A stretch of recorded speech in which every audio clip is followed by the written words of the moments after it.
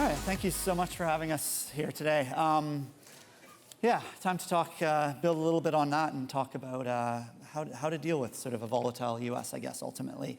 I think it's something in both our roles. You know, we think about how US and geopolitics fits into a global business, into global markets, into the global economy as well, obviously.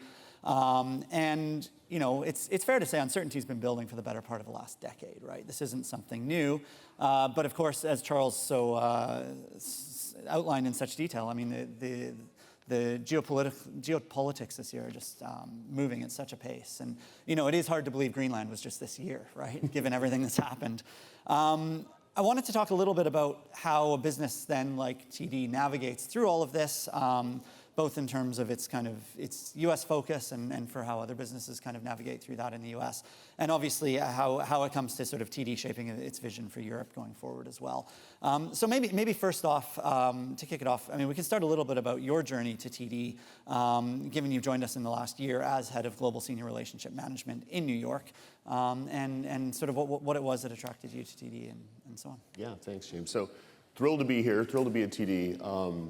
I have to give a couple disclaimers. I'm not officially a Washington research individual, so I could never follow that. And I am an equity backgrounded person. So I look at everything a little bit maybe differently for this group, but really happy to be here and happy to see so many of you in the room.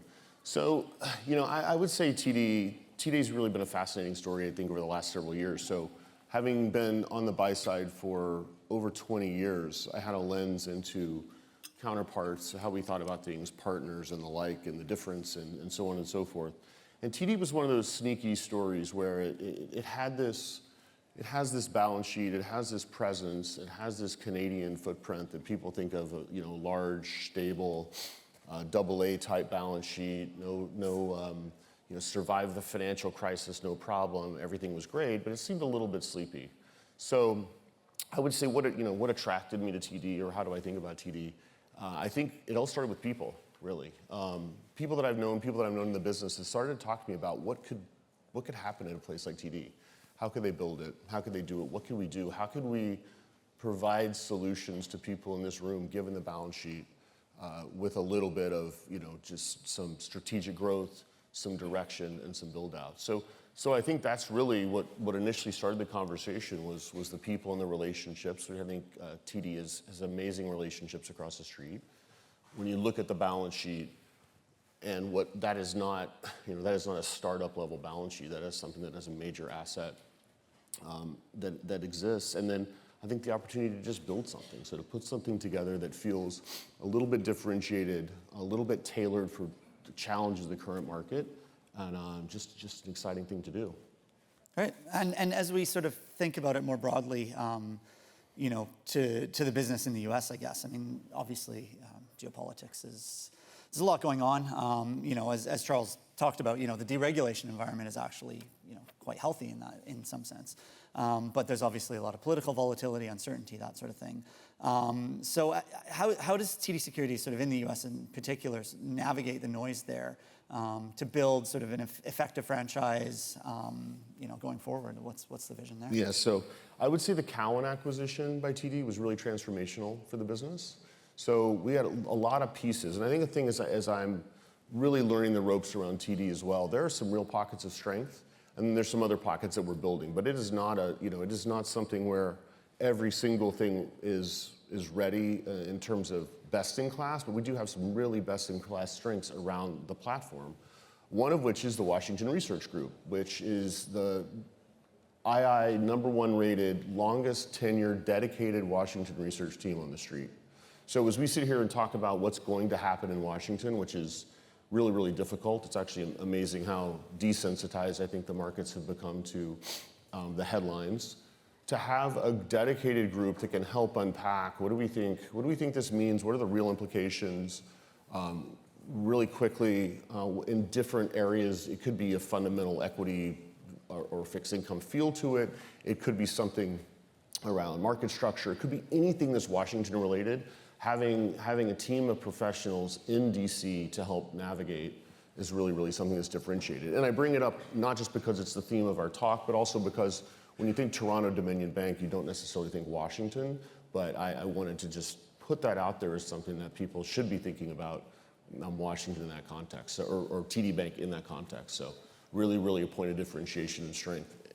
Energy, mining and metals, other traditional, power alleys for us, healthcare, all like super, super important and things we're leaning into as a franchise. Right. Now, taking it sort of broader away from just TD and looking at the North American market, I mean, how do you see the volatility, I guess, when you're speaking to clients and other firms, how do you see that volatility affecting investors and capital market participants? And how should they be positioning themselves and thinking about this going forwards? Yeah, so in my career before I arrived at TD and now, I see the value of partnership. And we spend a lot of time thinking about counterparts versus partners, and we want to be a partner. So things like individual businesses and how they're being affected, working with us in a way with the balance sheet, with the research capability that we have, with the personnel that we have, to try to find creative solutions. As a follow-on from a lot of the Washington research and leaning into some of the trends, I think two things that feel very, very topical as I talk to clients, ETFs, the rise of ETFs, the capital needed for the ETF ecosystem to be successful.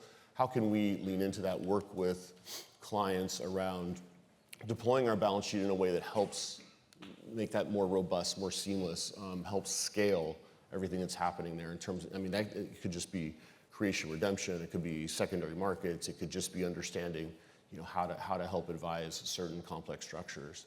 And then also tokenization. We're spending a lot of time and getting a lot of great client feedback around the work that we're doing on tokenization, the implications, how will that for clearing, for settlement, for trading, how do we try to think that through with clients, share best practices that as we're coming up with, and we don't have the answers, but we're happy to think through the discussions, try to be very front-footed on what we think the regulatory environment's going to be for things like tokenization, and how we think we can help create a narrative that doesn't feel maybe quite as scary as people make it out to be. I do think, I've said personally, I think there's a lot of room for tools, and we haven't had a lot of tools that have modernized, I feel like, in my seat for many, many years.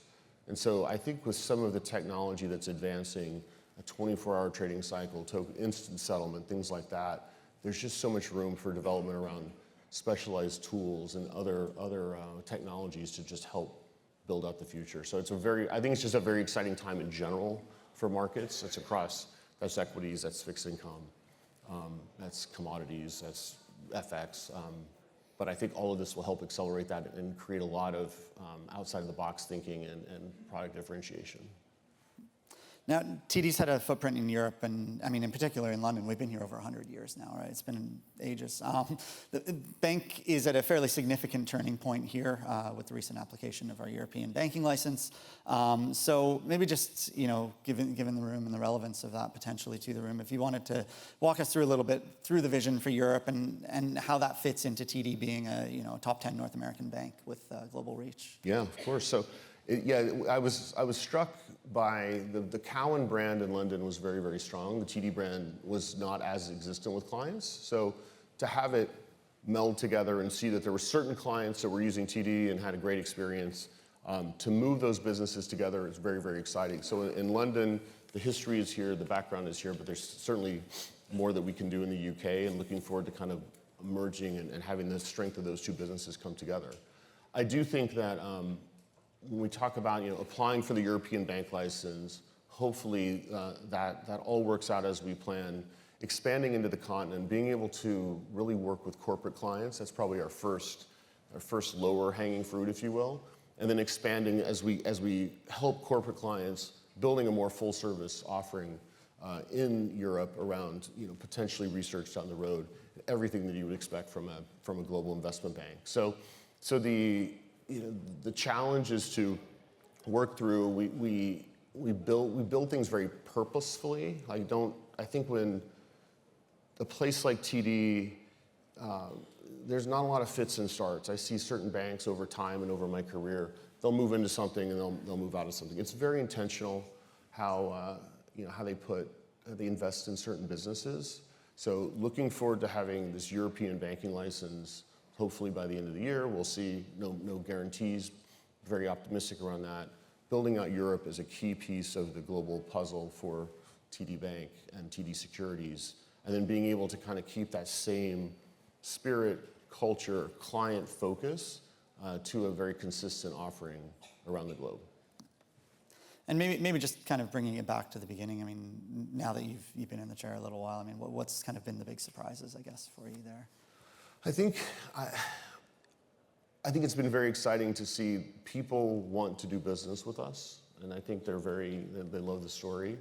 And I think it's just making sure that we are able to, at the point of execution, the point of discussion, we're having those actionable conversations with folks. So I would say once again, having been on the buy side for many, many years, you move over and it's like, well, the phone's not going to ring. Nobody's going to pick up your call, all those types of things. The reality is nothing could be further from the truth. I think the markets are capital starved. The idea that there's a new player that could come in and with balance sheet, be a partner from a prime brokerage standpoint, which is a huge build out for us, be a partner in the ETF ecosystem, be a partner in understanding how to work in modernizing markets and shape tomorrow. I think that's all been very, very well received. So I think it's been, the surprise was that it was going to be, a lot more, running uphill on certain things. I think the reality is it's the other way around. It's like, how do we make sure that we can try to do as many things for as many people as possible and be very, very impactful while still being intentional. So a lot to do, lots of fun. Got a tiny bit of time left. Saturday, big day for a lot of people. PSG or Arsenal? I'm in London, so I have to say Arsenal. It feels like it's their year, but I'm, as a supporter of a team that finished 17th at the table, I probably shouldn't say that, but I would, but I do feel like it's probably their year. Great. So, cool. Thank you very much. Wonderful. I appreciate that. Yeah, thanks for having us. Thank you very much.